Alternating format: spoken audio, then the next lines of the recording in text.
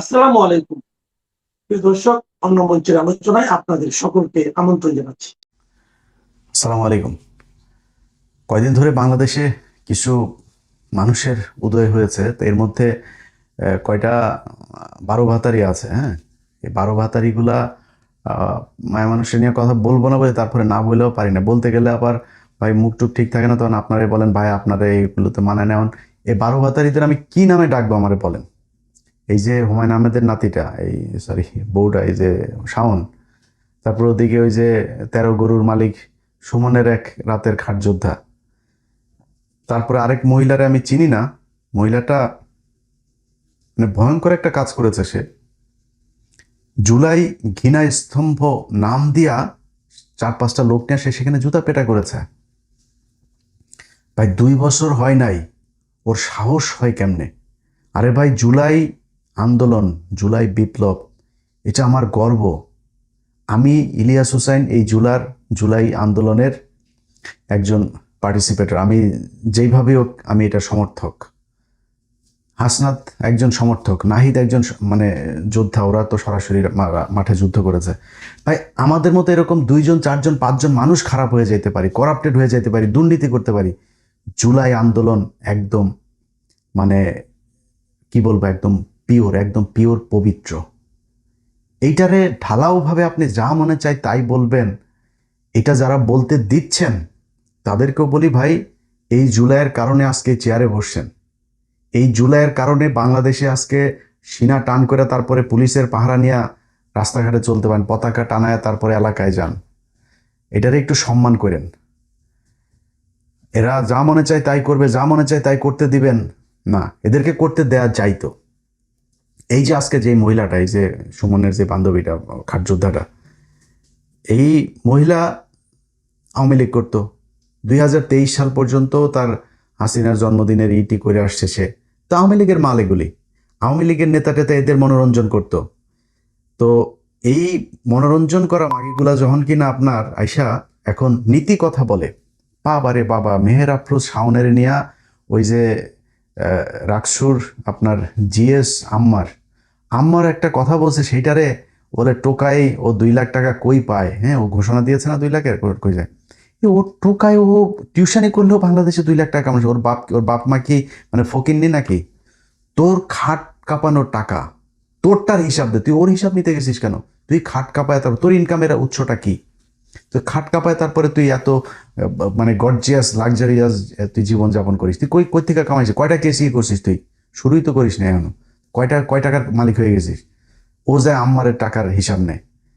এখন ওদের একটা টার্গেট আছে ভাই, ওরা যে এমনিতে এমনিতে এগুলো করে তা না। এ একটারে দেখছেন না, নানারে বিয়ে করছে। কেন বিয়ে করছে? ওই যে হুমায়ুন আহমেদের নুহাস পল্লী টল্লী হাবি জাবি আছে, ভালোবাসা যে বিয়ে করছে। ভালোবাসা যদি বিয়ে করতো ঠিক আছে, তার যার যেমন পছন্দ হয়েছে ওকে করলো। আগে এখানে এসে ওর এই হুমায়ুন আহমেদকে মেরে হত্যা করে রেখে গিয়েছে, ও খুনি। এই যে এখানে বেলভি হসপিটালে তার চিকিৎসার আগের রাতে সে মদ খেয়েছে। হ্যাঁ, লোকটারে হসপিটালে পর্যন্ত নিয়ে যায়, মাতাল হয়ে পড়ে ছিল বন্ধু টন্ধু নিয়ে।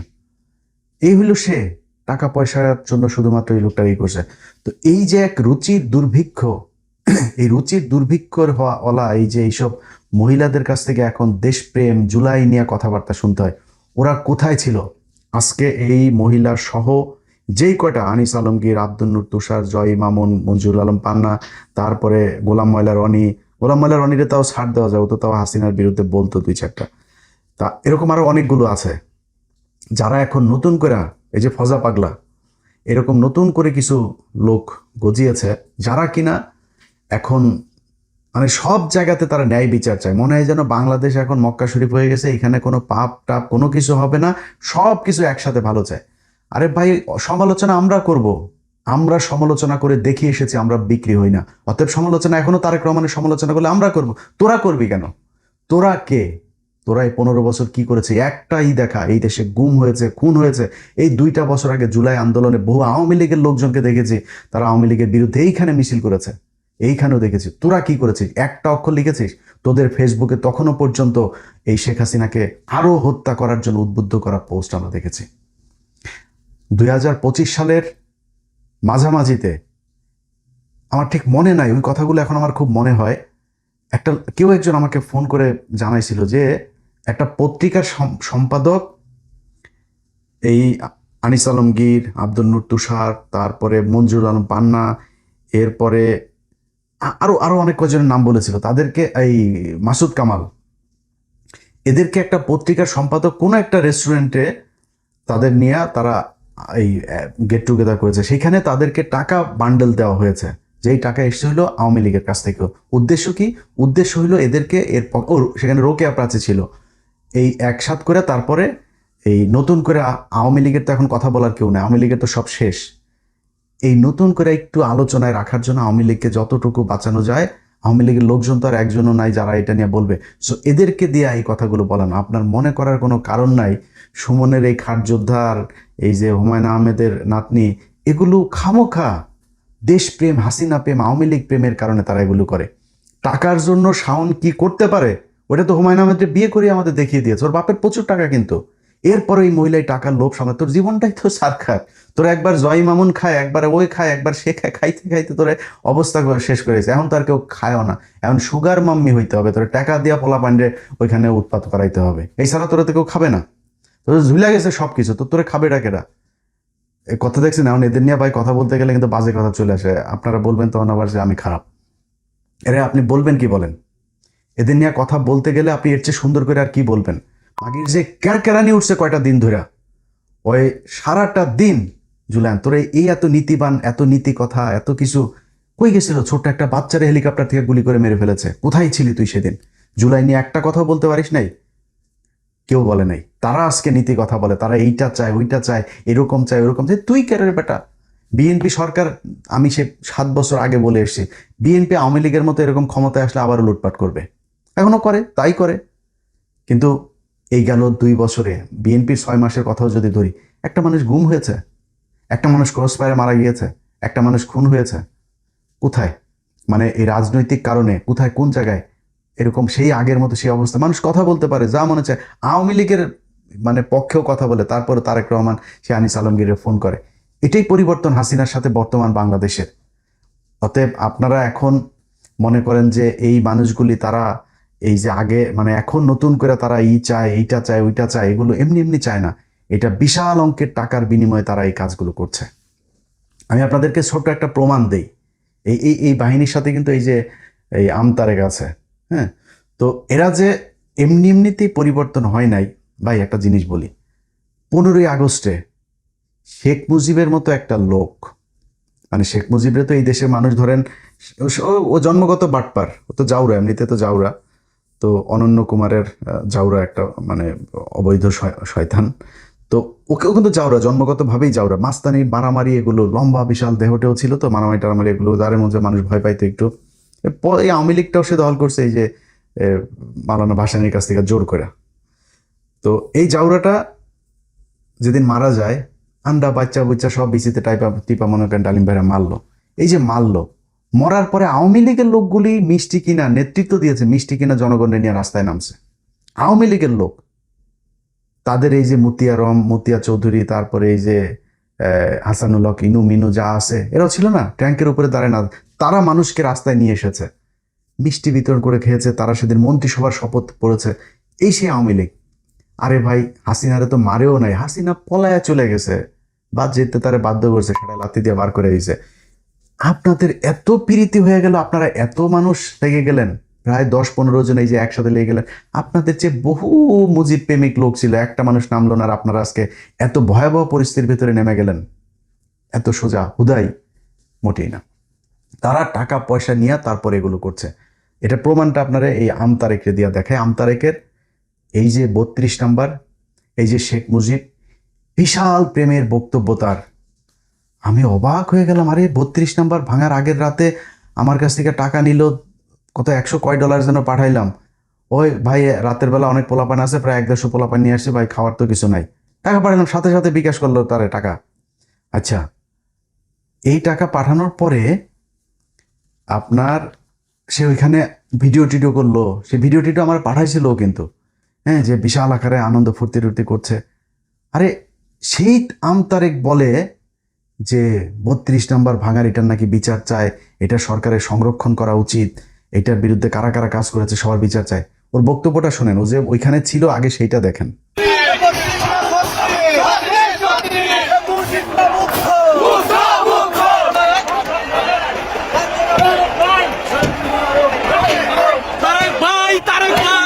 চলছে শয়তানের আতুর ঘর ধানমন্ডি 32-এর কবর খনন।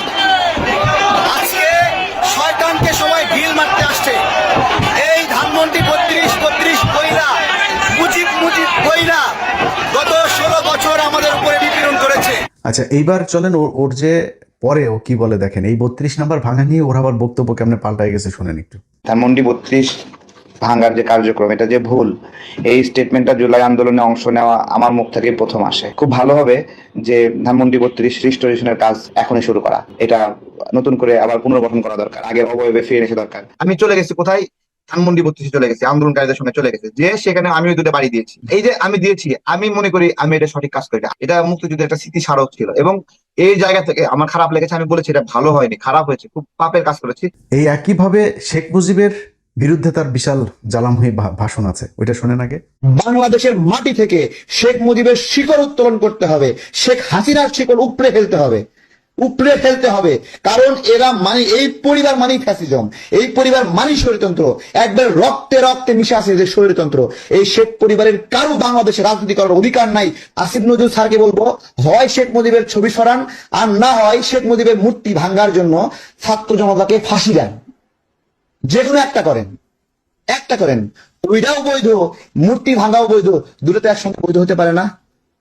আমি আজকে থেকে এখন থেকে সকল দপ্তর থেকে শেখ মুজিবের সব ছবি ছড়ায় ফেলার জন্য অনুরোধ করছি, দাবি জানাচ্ছি।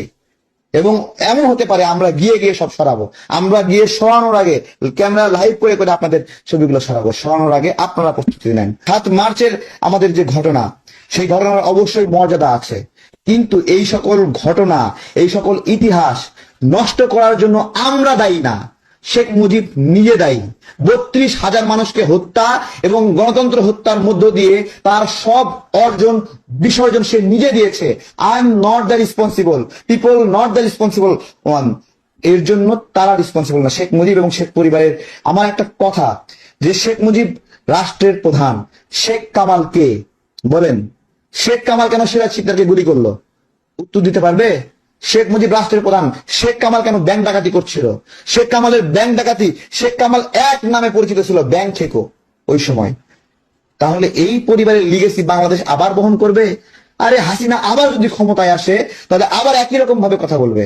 সে তো বলতেছে সবাইকে দেখে নেবে, তাহলে আমরা কি সে দেখে নেওয়ার সুযোগ দেব? বাংলাদেশের মাটি থেকে শেখ মুজিবের শিকড় উত্তোলন করতে হবে, শেখ হাসিনার শিকড় উপড়ে ফেলতে হবে, উপড়ে ফেলতে হবে।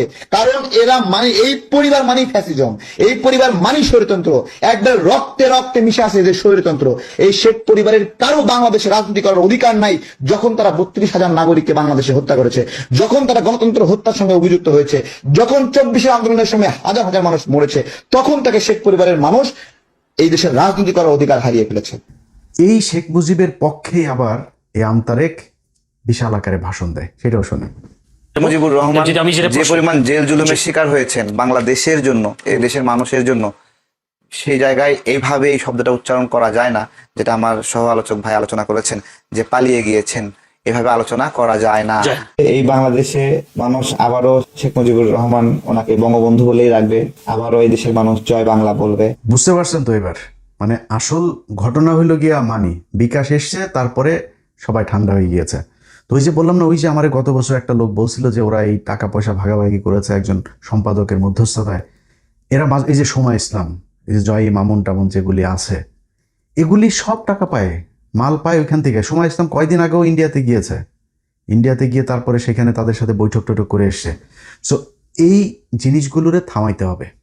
দেখেন, বিএনপির কাছে কোনো কিছু চাওয়ার নাই। বিএনপি এই যে আজকে দেখেন স্বরাষ্ট্রমন্ত্রী বলেছেন গতকালকে যে আওয়ামী লীগের রাজনীতি বাংলাদেশে আর হবে না। ভাই, এটাই তো চাই আপনাদের কাছে।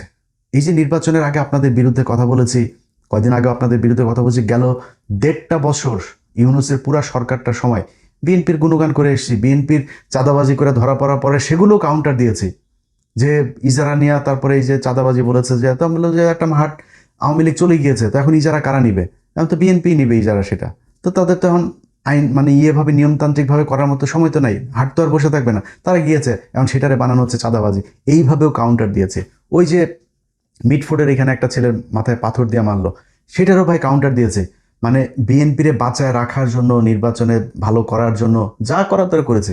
ওমা তারা দিয়ে হুট করে এসে আওয়ামী লীগের পক্ষে কথা বলে, এখন এরপরে বিএনপির বিরুদ্ধে কথা বলবে। ভাই আমি তো মাথা বিক্রি করিনি আপনার কাছে, সো আমি তো মানে ফ্লেক্সিবল, আপনি উল্টাপাল্টা করবেন আমি আপনার পক্ষে থাকবো, কোনো প্রশ্নই আসে না। ইভেন এখনো বলি, এখনো আবার আপনাদের পক্ষে বলি না, এখনো বলে রাখি, আওয়ামী লীগের পক্ষে যেদিন আবার যাবেন ঠিক হাসিনার মতো ওই একই কায়দায় কিন্তু পেছনে লাগা শুরু করব। আপনারা যদি মনে করেন যে হ্যাঁ আমাদের কথায় সমস্যা নাই, আপনার যা মনে হচ্ছে, ভাই আমরা যদি কারোর পিছে লাগি না, তার কিন্তু রাজনৈতিক ভবিষ্যৎ অন্ধকার হয়ে যায়। অনেক প্রমাণ আছে বাংলাদেশ, ওই যে গোলাম ময়লা রনি থেকে শুরু করে বহু মানুষ আপনাদের দলের ভিতরে এখন খুব ভালো অবস্থানে আছে, তারাও কিন্তু সোশ্যাল মিডিয়াতে আসিফ নজরুলের অবস্থা দেখেন, পোস্ট করতে পারে না, ইরানের পক্ষে পোস্ট করে সে, তাও পাবলিক তারা গালাগালি করে, এই অবস্থায় পৌঁছায় যায়। সো সাবধান, হ্যাঁ আমরা কারোর ধরতে চাই না, বাট ধরলে কিন্তু খুব ভ্যালিড গ্রাউন্ড নিয়ে তারপরে ধরবো। তো আপনারা এখন এই যে বললেন যে আওয়ামী লীগের রাজনীতি হবে না, ভাই এটা যদি নির্বাচনের আগে বলতেন আপনাদের বিরুদ্ধে একটা লাইনও বলতাম না। এটাই তো চাই। এই যে তারেক রহমান চীন সফর করলো আগে, তারপরে সে বলল যে তিস্তা প্রকল্প যে কোনো মূল্যে হবেই, ভাই আর কি লাগে আপনাদের কাছে? আমি তো তদবির নেওয়া যাই নাই আপনাদের কাছে, আমি টেন্ডারবাজিও করতে চাই না, চাঁদাও নিতে, আপনার মন্ত্রী হইতে চাই না, উপদেষ্টা হইতে, কিছুই হইতে চাই নাই, খালি এইটা চাই।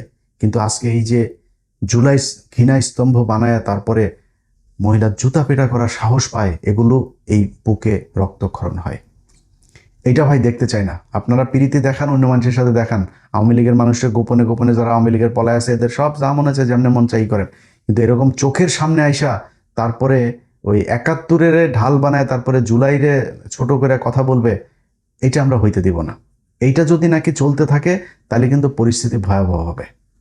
কারণ হইলো আপনি যদি আইনগতভাবে তাদের ব্যবস্থা না হয়, তখন মানুষ আইন হাতে তুলে নেয়, এটাই তো স্বাভাবিক, খুব ন্যাচারাল একটা প্রসিডিউর। আপনাকে জিডি করেছে, তদন্ত করবেন, তারা যদি সেখানে লিঙ্ক টিঙ্ক সহ সব কিছু দিয়ে দেওয়া হয়েছে, সো আপনি যদি নাকি এই জিডি অনুযায়ী তাদের বিরুদ্ধে ব্যবস্থা নেন, সেটা তদন্ত করে যদি সত্যতা পান সেটা মামলা হবে, মামলা হলে তারা গ্রেপ্তার হবে, গ্রেপ্তার হওয়ার পরে তারপরে যে শাস্তি সেই শাস্তি তারা পাবে। সো আপনি এটা না করলে তখন মানুষ আইন হাতে তুলে নিবে আস্তে আস্তে। এটাই তো মানে হয় সারা পৃথিবীতে, এটাই হয়েছে, যখন আইনের বিচার ফেইলুর হয় তখন মানুষ আইন হাতে তুলে নেয়। সেই পরিস্থিতিতে আমরা কাউকে যেতে বলি না, সেটাকে আমরা সাপোর্টও করি না, প্রভোগ করি না, পুশ করি না, কিছুই করি না, বাট আপনাদেরকে এই কাজগুলো করতে হবে। এদের আস্ফালন দেখতে খুব খারাপ লাগে।